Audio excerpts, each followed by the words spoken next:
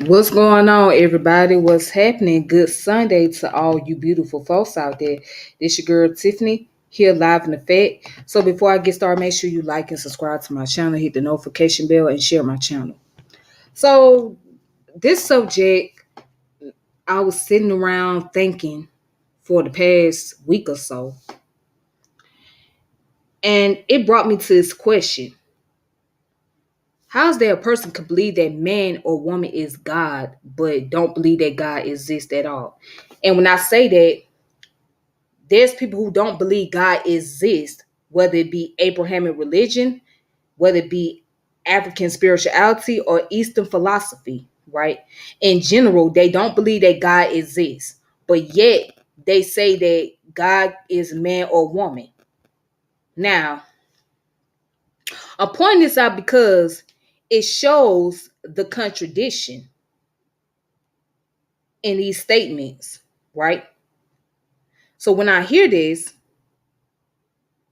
basically you're not saying that you don't believe in God at all. You believe that God is operating through the vessel of humans. Basically, that's where your stance is at. It's not so much of you don't believe in God in totality at all. Because if you don't believe that God exists in general, then you cannot believe that God could be man or woman. So that will make you a so-called atheist, right? Because atheists don't believe in God at all, and they don't believe that man and woman is God. But if you follow under the paradigm that God operates through human beings, then you'll be more like a person that's into narcissism.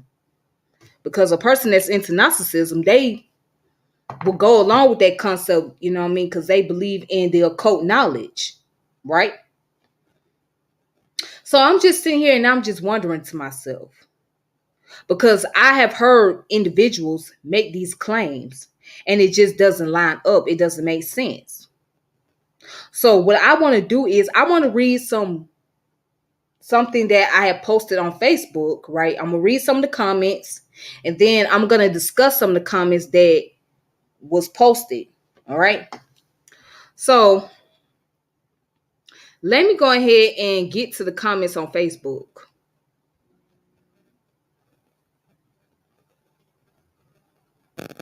Okay.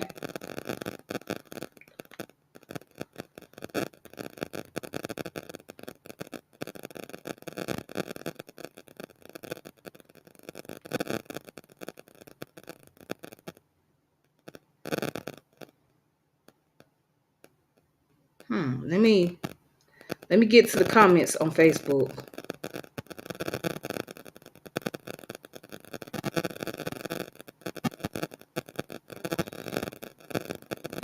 All right, so I put it as a post question.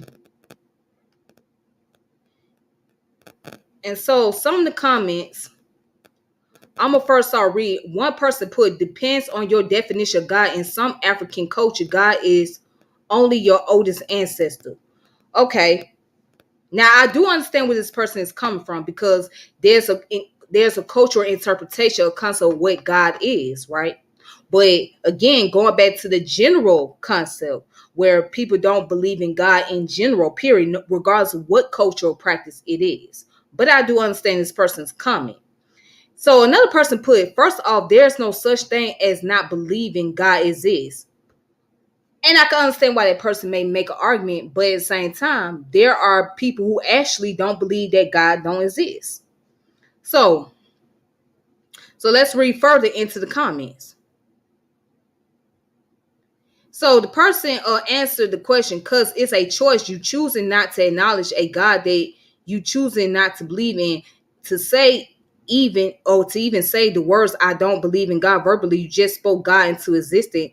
And to speak about something, something means you acknowledge it in that moment. So it's impossible. You may not call it God, but you have to admit, as a so-called atheist, something caused existence to happen.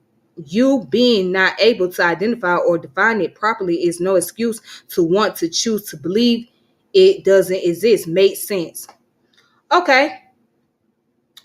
So I can understand what that person is saying. That person might be saying that, well, you can make a choice to believe that God don't exist, but you do acknowledge that something is behind this universe, or there's a force.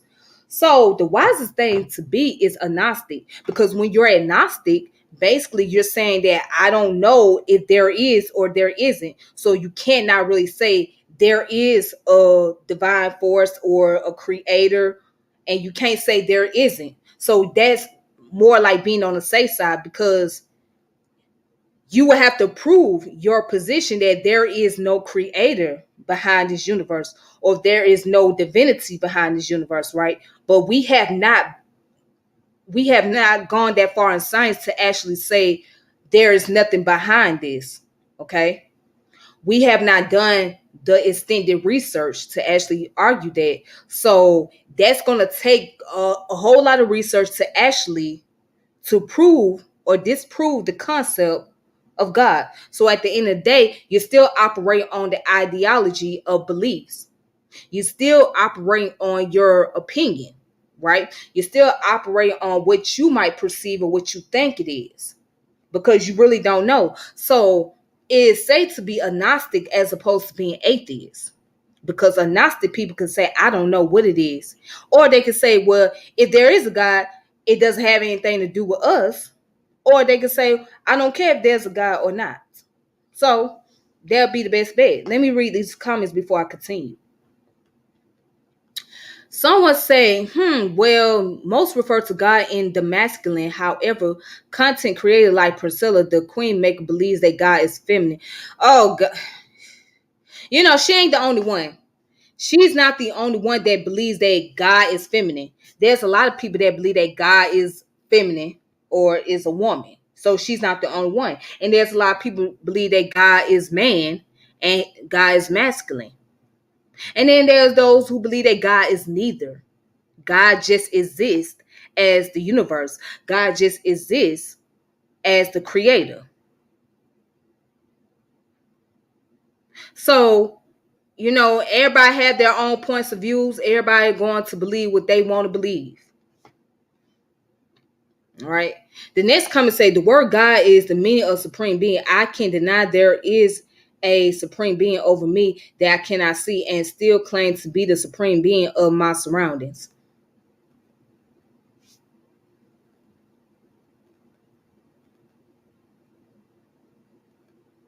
Okay. So now you're operating from the concept of the esoteric knowledge of Gnosticism. So you basically saying how you identify God, right? You identify God as operating through human being as opposed to God being over you. But if you was to say that God does not exist at all in general, period, point blank, like there's no God at all, then it's impossible for you to believe that man and woman is God when you don't believe that God exists at all. But if you looking at it and saying, well, God exists through mankind, and God operates through the vessels of man and woman, or through the mind of the humans or organism, then that would have been a different argument, as opposed to saying God does not exist at all, God does not operate at all, and then turn around and say that God is man and woman, but you say God does not operate at all. So you just said that there's no God, period, point blank. So that means that your argument doesn't line up. But if you explain that God operates in the mind of humans or mind of organism, then that would be a different argument. All right. Let's see. Shout out to the chat. Shout out to New Black World Order. Shout out to you, brother. I appreciate you. All right. So let's go into the other comments on Facebook.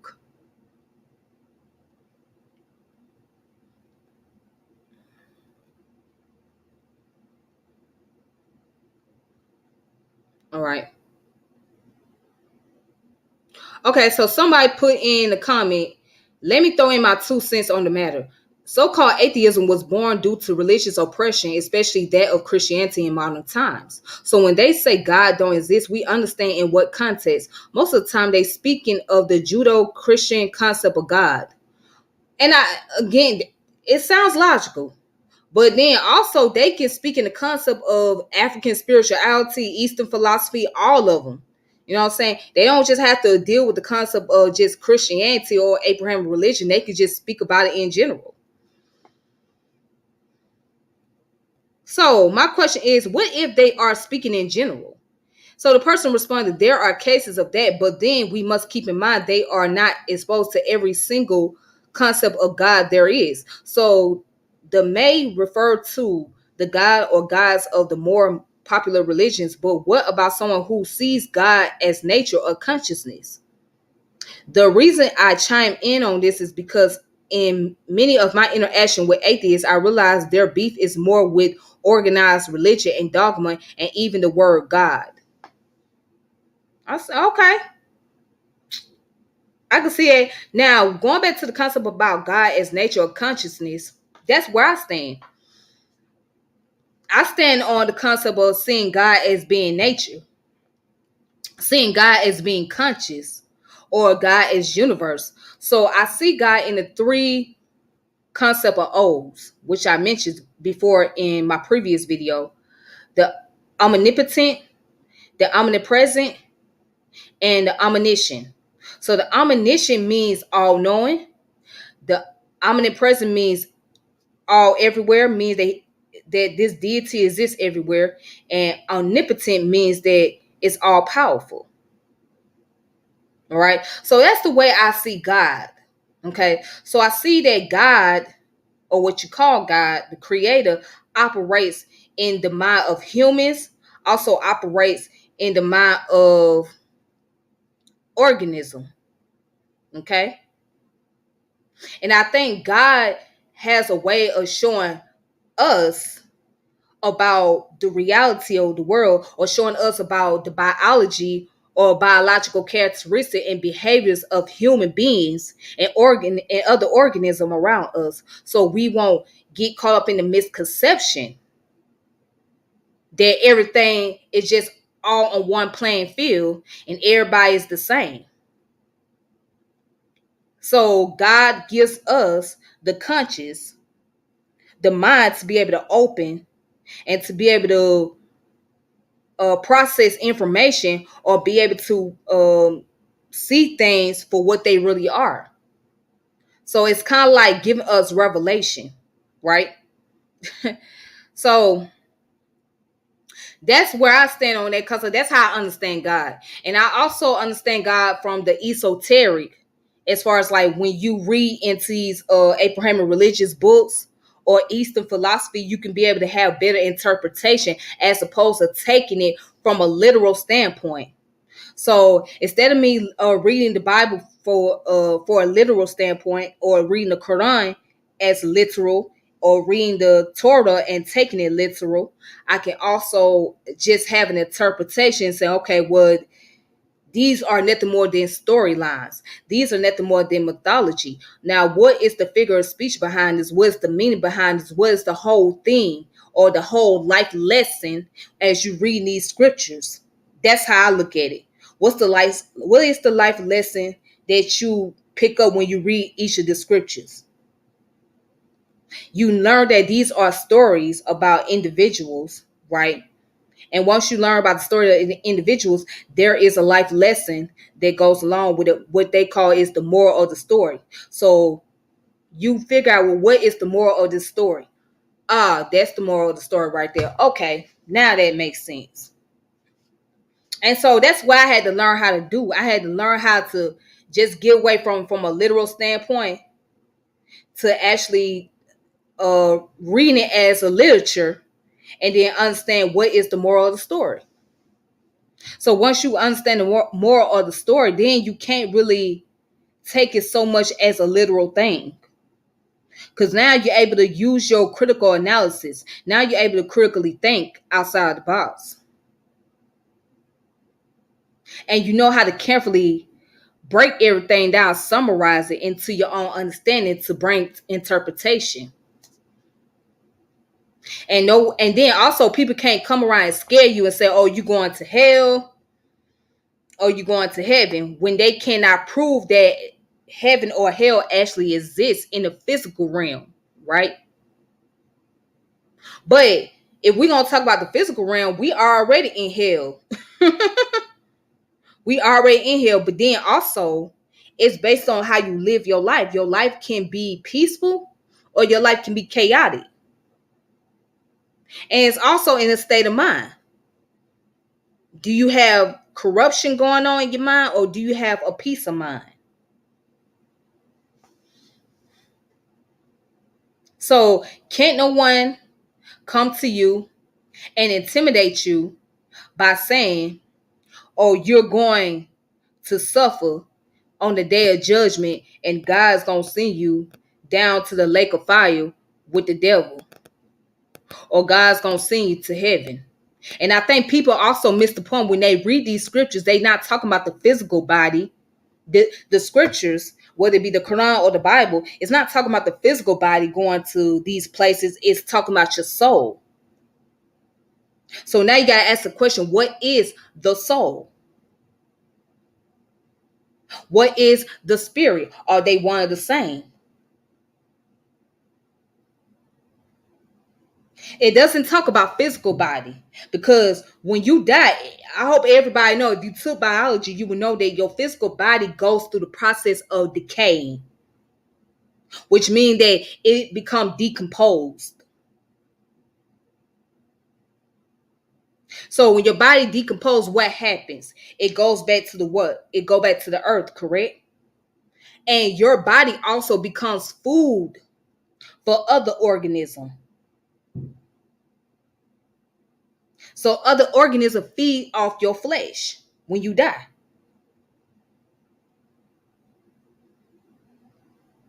So anytime the archaeologists have to do any type of research and they dig into the ground, what do they find left of the human remains? They find bones. That's the only thing left of the human, is the bones. And the bones is encoded with DNA evidence. So therefore your DNA is not going to die.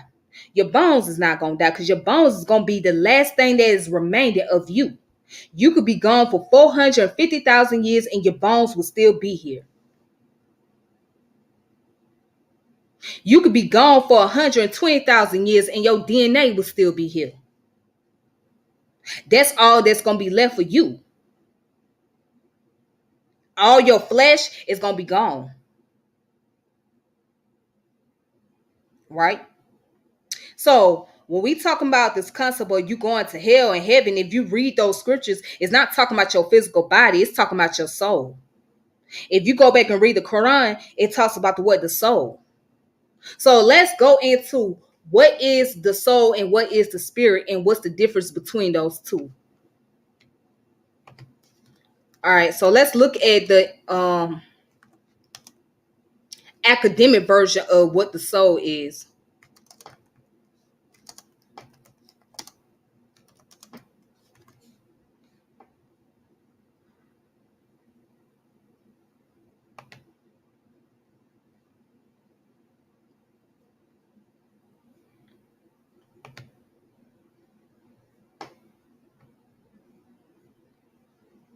All right, so let's go into the academic version. Right, I hope y'all can see that screen. Cool. So let's go down here. So the soul is being spiritual essence of a living being, right? So it says in many religious and philosophical tradition, the soul is the spiritual essence of a person, which includes one's identity, personality, and memories, an immaterial aspect or essence of a living being that is believed to be able to survive physical death. Okay, the concept of the soul is generally applied to human, though it can be applied to other living or even non-living entities as an animism.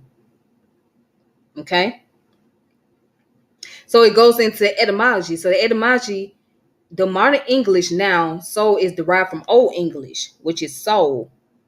right? And as you can see, it's spelled differently. The earliest attestation reported in the Oxford English Dictionary are from the 8th century. In King Alfred's translation of, I'm not even going to try to say that word, I know it's Latin. But anyways, it says it is used to refer to the immaterial, spiritual, or thinking aspect of a person as contrast with the person's physical body. Okay. Then it goes on to say right here, hold on, let me highlight that for you. It goes on to say it means life or animate existence. So now, if you go down to the religious views, it says in Judaism and in some Christian denomination, only human beings have immortal soul, although immorality is disputed with Judaism, and the concept of immorality was most likely influenced by Plato. For example, Thomas Aquinas, borrowing direct from Aristotle's on the soul, attributes soul to all organisms, but argued that only human souls are immortal. Other religions, most notably Hinduism and Jainism, believe that all living things, from the smallest bacterium to the largest of mammals, are the souls themselves and have their physical representative, the body, in the world. So the actual self is the soul, while the body is only a mechanism to experience the karma of that life. Thus, if one sees a tiger, then there is a self-conscious identity residing in it, the soul, and a physical representative, the whole body of the tiger, which is observable in the world. Some teach that even non-biological entities, such as rivers and mountains, possess souls. This belief is called animism. Okay, so it goes into like different faith and what their concept are, etc.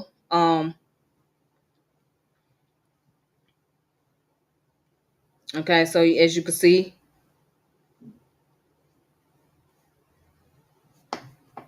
but going back, basically the soul is considered as a spiritual essence of living being. So if the soul is considered as the spiritual essence of the living being, then what is the spirit? Now let's look at what is spirit.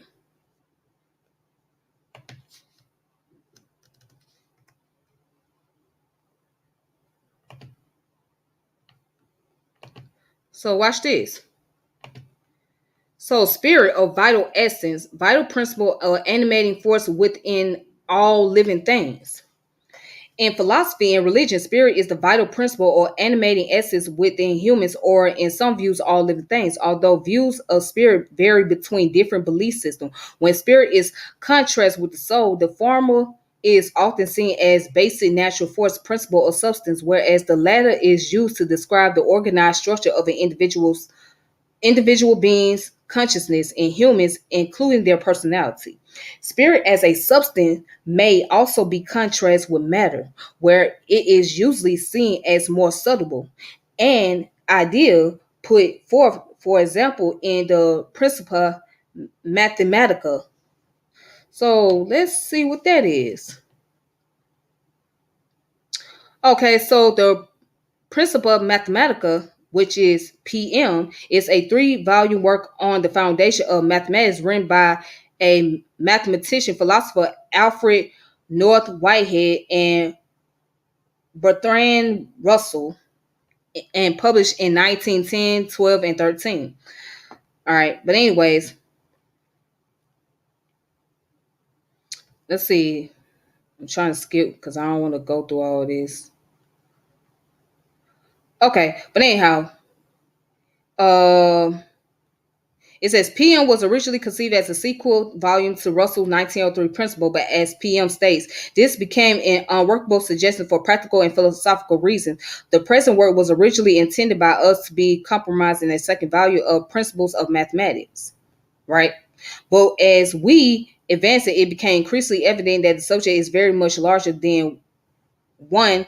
Larger one than we had supposed. Moreover, on many fundamental questions which had been left obscure and doubtful in the former work, we have now arrived at what we believe to be satisfactory solution. Okay. So it says the scope of foundation laid. So the principle cover only set theory, cardinal numbers, ordinal numbers, and real numbers. So deeper theorems from real analysis were not included, but by the end of the third volume, it was clear to experts that a large amount of known mathematics could, in principle, be developed into adopted formalism. It was also clear how lengthy such a development would be. All right, so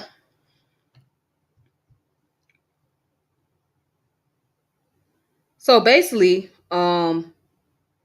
if we deal with that concept, right, as far as mathematics is concerned, well then that would be like basically giving the outline or the measurement of how long we have as human on the planet. So I mean, so if you think about it, for example, your birthday, right? The month and the date that you was born. Okay. So from that time period, from the time you was born to all the way up the time that you become deceased. And so whatever time you become deceased, right, is the age that your life was cut off. All right. But anyways, let's go back to this article.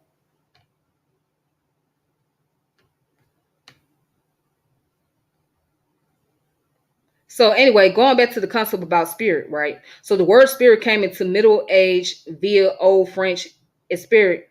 Its source is Latin spiritus, which whose original meaning was breath or breathing, and hence spirit, soul, courage, and vulgar. So its ultimate origin is a Proto-Indo-European root. Okay, so the distinction between soul and spirit in English mirrors that between psyche and pneuma, which where the word pneumonia comes in, right? And psyche, which is deal with the mind, right? Right. So psyche originally cold air, hence breath of life and soul. Pneuma, which is breath, and mortal air spirit. Okay. So basically, is it safe to say that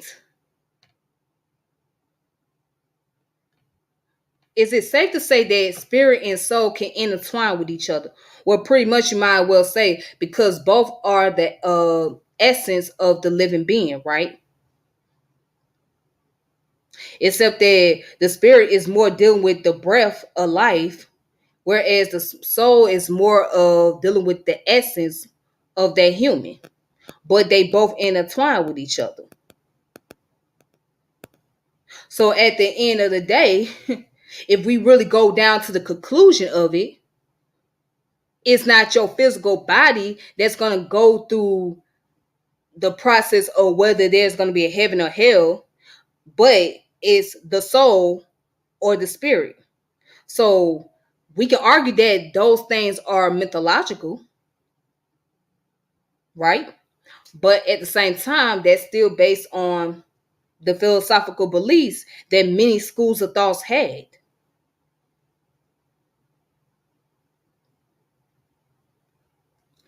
Okay. So that's what makes people question, well, does God really exist? And if God really exists, then why would he let us go through all this suffering? If God don't exist, then how is that we got here as human? How did the first humans get here on the planet? And both are valid questions. Well, how did the first humans get here on the planet? How did the organism get here? Who created the universe? Because the universe had to come out of somewhere, right? Who created the earth? Because the earth had to come out of somewhere. Who gave life to the stars? Who gave life to the sun? Who gave life to the moon? And these are logical questions. And if God did exist, then why do we have to go through so much suffering? Why do we have to deal with the things that we do? Why do we have to experience life or death? Would God be able to stop all these things from taking place? Would God be able to stop all the hurricane, all the tornadoes, all the volcanoes, all the earthquakes, all these natural phenomena that is happening around us, when God be in control of that? And if God is all knowing, then why will we be punished if God is all knowing? Either the religious books are lying to us and are used to confuse us and manipulate us, or either we just don't know who God is.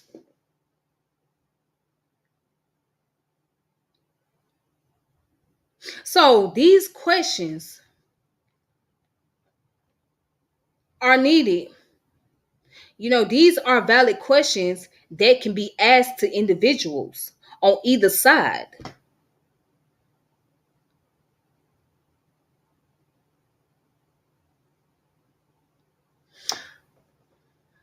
But if you're a person that say you don't believe in any type of natural force, any divinity, any God, or any creator, then there is no way you can believe that man or woman is God, because you just said it yourself. God do not exist at all in general, period, point blank. No matter what school thought is, no matter what cultural practice is, there is no God.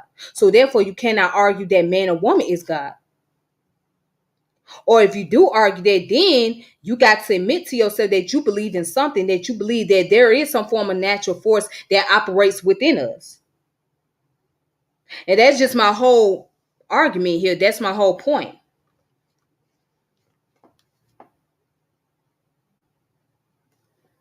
So let's see who else. And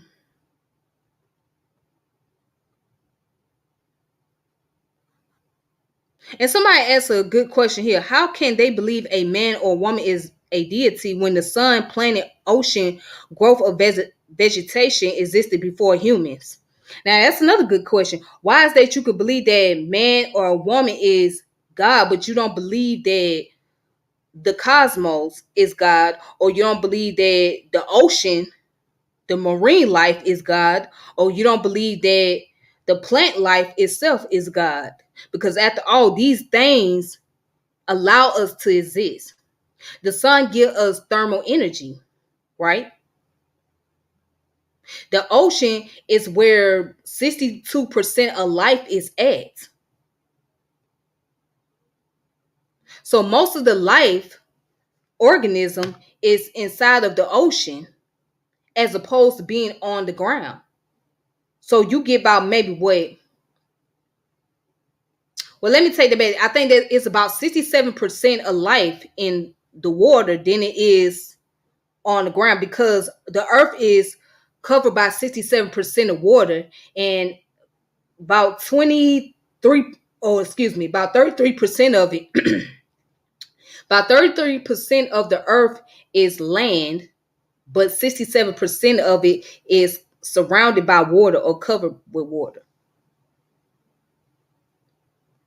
So why can't the ocean not be God? Because that's what's giving us life. We breathe carbon dioxide, right? We get oxygen and carbon dioxide. So we breathe in oxygen. No, we breathe in carbon dioxide and we breathe out oxygen. So imagine we don't have any ocean around us. If we don't have no water surrounding us, then how will we survive as humans or just organism, period? There will be no vegetation if there's no water. So that argument is very valid. Um, and also, the growth of vegetation, like food, what I'm saying, herbs that give us medicine. Those things should be considered as God before anything else.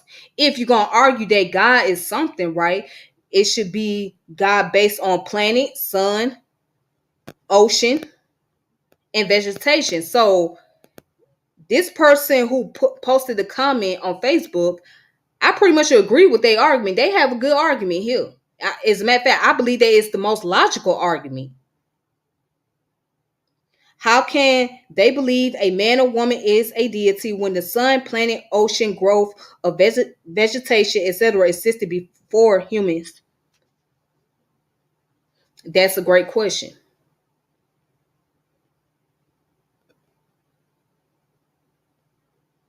And then they also comment, I say, of course, but not just principle only, but actual conscious forces, the ones responsible for the creation of our brains and other organs. It would be insane to believe nothing is more intelligent than our little cells. I have to agree with that person. Logically speaking, they make a good point. They make a good point right there. There is something that has a little bit more intellectual ability than ourselves. There is something that exists way before we came into existence. There is something that gave us life before we was able to reproduce life, you know? There is something that is sustaining us and that's giving us the energy. So, one of the things that I like to do is go out into nature. I like to go out into the trees, just looking at the scenery, look at all the greens around me, look at the flowers, look at the branches, and just think of nature and just be out there in the sun. Because it's like, without these things, where would I be? Without any of it, where we all be as human? How would you be able to survive if you don't have these things around you?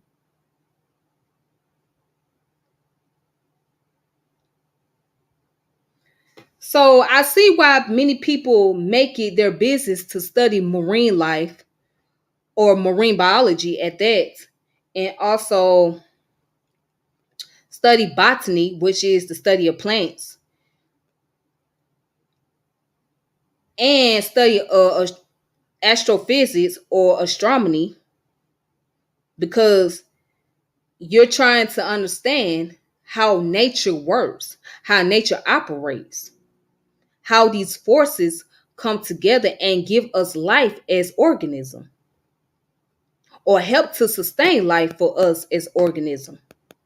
But here's the thing, here's the catch. Nature is not going to give you all the answer. And nature is not obligated to answer every question. We live through nature. We live through the universe. We live on earth. So they're not obligated to give us any answer. So we're just going to continue to guess, or we're going to have to just be able to dig up what we can. But you're not going to get all the answers about nature and why nature operates the way it does. You're not going to get, it's not going to be right in front of you. It's not going to be in the book. It's just something is not meant to be. It's not meant for us to know. That's the thing.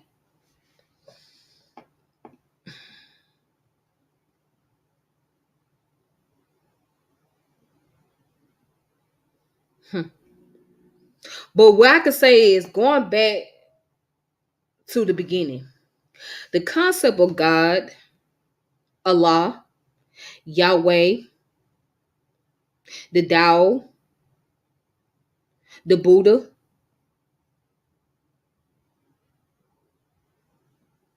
and all these different deities, they all deal with philosophy.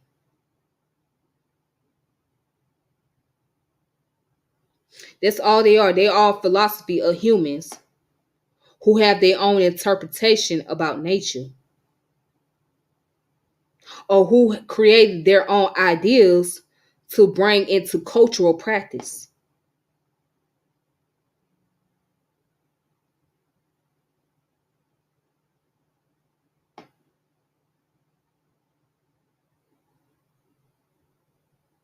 So it's all philosophical. It's all philosophical.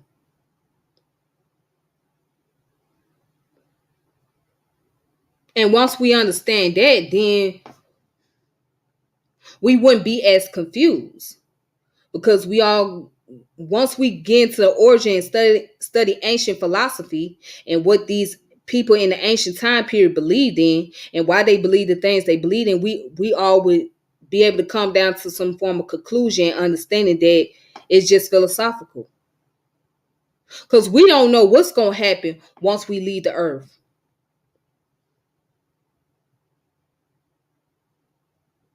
We don't know what's outside this universe, to be honest. We don't know if we're going to actually see the creator outside of the universe. We don't know if we're going to encounter other life on other planets.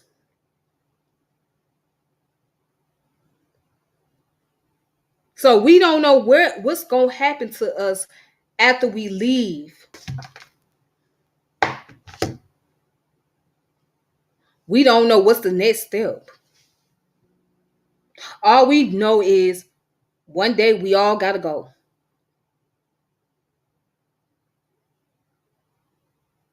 And there's a Latin philosophy. It's called memento mori. Memento mori means remember your death.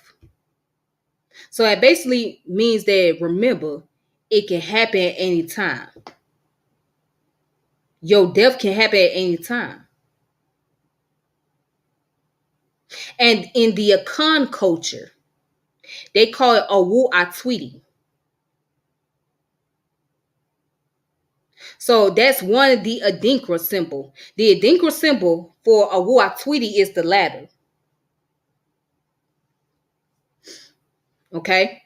So the ladder represents the ladder of death. So that means that everybody had to climb to that stage. It don't matter what your circumstances are. It don't matter who you are. Everybody's going to go on that ladder and they got to climb to that final stage.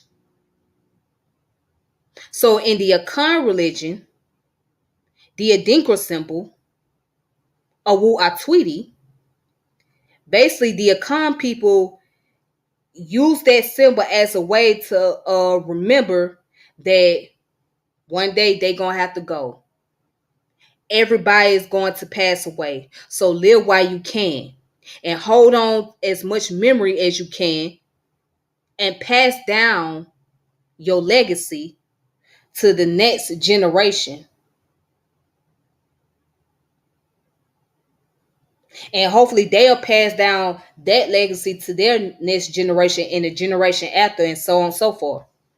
But you have to remember, we all got to go. Nothing lasts forever. We're not guaranteed to be here forever. We're not guaranteed to be here at all. We only living by chance, if you want to get technical. We only living by chance. So life itself is like a game of dice. Because when you roll the game of dice, right, the dice represents symbolically probability.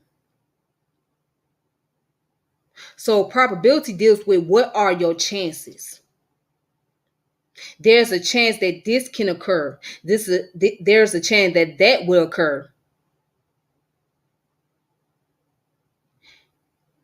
So nothing is really absolute, except that we all gotta die. That's an absolute. You gotta die. But everything else is not absolute. So you living by chance.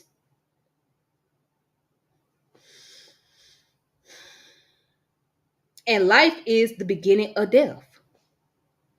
Life itself is the beginning of death.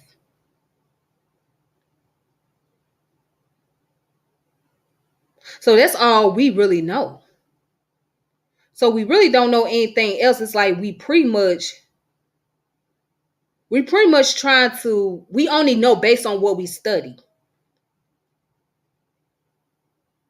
Based on the limited information that we can receive. So we only know maybe about 20% of information or 30% of information that we studied so far. Outside of that, we don't know a whole lot of nothing. And there's also another Adinkra symbol in the Akan culture, which is called Ni'anam. Ni'anam means he who knows that he knows nothing. So that means a person that is wise know that they don't know anything. Erica Badu said it the best. What she said in her song? A man knows something. A man knows something. He knows that he knows nothing at all. She said, a man that knows something knows that he knows nothing at all. So the Adinkra symbol, near Anum, it says that he who knows that he knows nothing at all. So you start off not knowing anything. And the only thing you can do is learn. So you go through these different schools of thoughts just so you can be able to discover more information. But again, you're only going to probably know 30%, maybe 20% in your lifetime. That's all you're going to really know. And you're going to know based on your experience or based on what you learned. But outside of that, you're not going to know more than that. You're not going to know more than that. You ain't going to know more than 20 or maybe 30% because everything else is unknown. Yep. But let me read this comment. Okay, that's what's up. I appreciate that. Someone put late to the video, but I believe God is both the masculine and feminine, the yin and the yang. Okay, and I respect that. Taoism. They believe that the Tao is the energy operate as both masculine and feminine. So I can understand that concept. I studied a little bit of Taoism here and there. So I like some of the Taoist philosophy, and I can respect that. Why you may believe that. So, everybody see God differently. You know what I'm saying?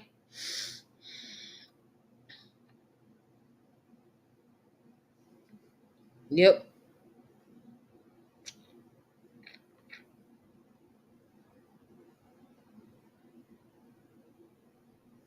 Hmm.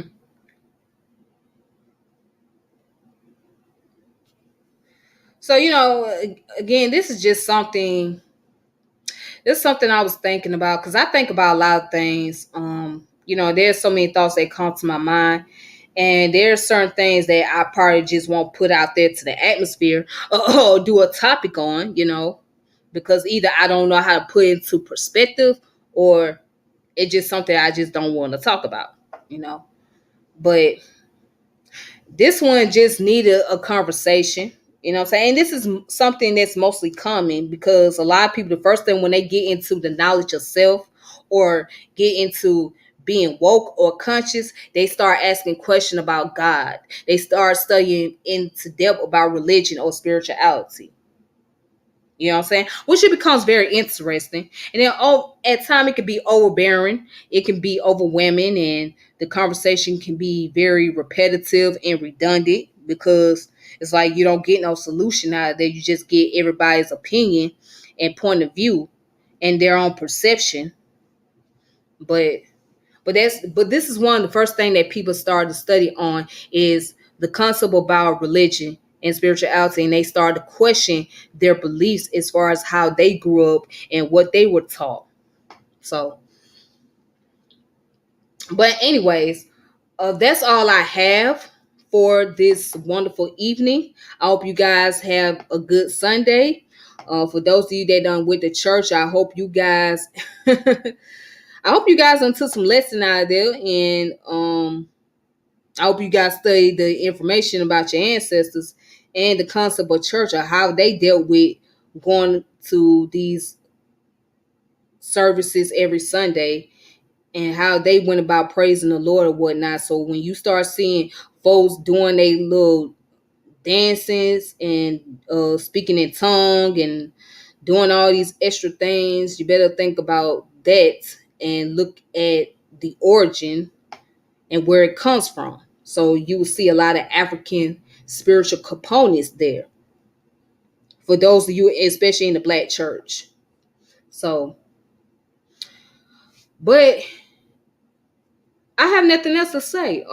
If you want to check out my videos, you can also go to my channel and look at the previous videos that I did. And if you like this channel, if you want to subscribe to it, go ahead and do so. So just subscribe and like and share, and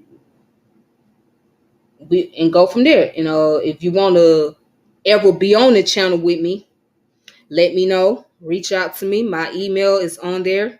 All you have to do is look in the little description part, under the home page, and you will see my email. So if you want to reach out to me and you want to be on the channel with me, and you want to have like whatever subject you want to talk about, as long as something that is appropriate and that is respectable and is something that we can be able to talk about, I would have no problem. But if you on some other crazy stuff, then 9 times out of 10, I might not even have that conversation with you. But if you want me to come on your channel, or if you want to come on my channel and you want to discuss certain subject matter, just reach out to me. For those of you that have me on social media, you can hit me up on Facebook, which is my first name, Tiffany, and my last name is French, French. So you can look me up on Facebook. And I do have an Instagram and a TikTok and a Twitter page, but I'm more active on Facebook. So you guys can check me out on the Facebook page and just reach out to me from there. And also I have another page, which is Golden Wisdom. So that's my other page on Facebook. So you can check me out on that page too. And if you want to reach out to me, just hit me in the inbox and I'll be able to check it. Or if you want to reach out to me, you can just hit my email address and I'll check the email. So my email is on the description on the homepage on this channel on YouTube. But shout out to everybody that's been subscribing. I appreciate y'all support. Thank you so much. Shout out to those who coming in watching the video. Shout out to the people in the chat. I thank y'all for watching and listening and tuning in. I did not expect for I didn't really expect to have this many subscribers, to be honest with you. But thank y'all so much. Anyways, until next time, peace and power and elevation. Y'all take it easy. Y'all be safe. And I will talk to you guys later. Deuces. All right.